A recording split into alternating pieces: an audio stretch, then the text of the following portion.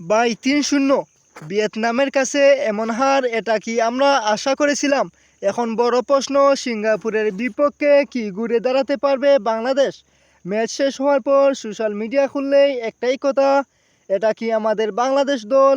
কেউ বলছে হতাশাজনক, আবার কেউ বলছে এটা শুধু একটা খারাপ দিন। পুরো ম্যাচটা যদি এক লাইনে বলি, বাংলাদেশ মাঠে ছিল কিন্তু খেলা ছিল না। ডিফেন্স এমন খোলা ছিল যেন দরজা, আর ভিয়েতনাম সেই সুযোগে গোলের পর গোল করে গেছে। তবে একটা কথা, ভিয়েতনাম কিন্তু শক্তিশালী দল, তাদের কাছে হার মানেই সব শেষ না। এখন আসি সিঙ্গাপুর ম্যাচ। এই দলটা খেলতে শান্ত কিন্তু অনেক ডিসিপ্লিন। তারা সুযোগ পেলে কাউন্টার এটাকে আঘাত করে। দেখুন, ভিয়েতনাম দ্রুত আক্রমণাত্মক, সিঙ্গাপুর ঠান্ডা মাথা খেলে।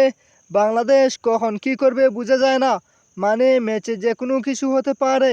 এখন প্রশ্ন, কে জিতবে? বাংলাদেশ যদি ভুল ঠিক করে জয়ের সুযোগ আছে, না করলে আবার বিপদ।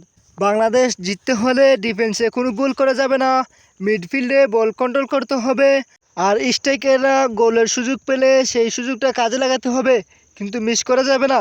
এই ম্যাচটা শুধু একটা খেলা না, এটা কামব্যাকের সুযোগ, হার থেকে শিক্ষা নিয়ে জয়ের পথে ফেরার সুযোগ। আর বাংলাদেশ কি সিঙ্গাপুরকে হারাতে পারবে? আপনি আপনার মূল্যবান মতামতটি কমেন্ট করে জানাবেন। আর ভিডিওটি ভালো লাগলে লাইক দিতে ভুলবেন না, এবং বিশ্বের ক্রিকেট এবং ফুটবল আপডেট পেতে আমাদের সাথেই থাকুন। ধন্যবাদ সবাইকে।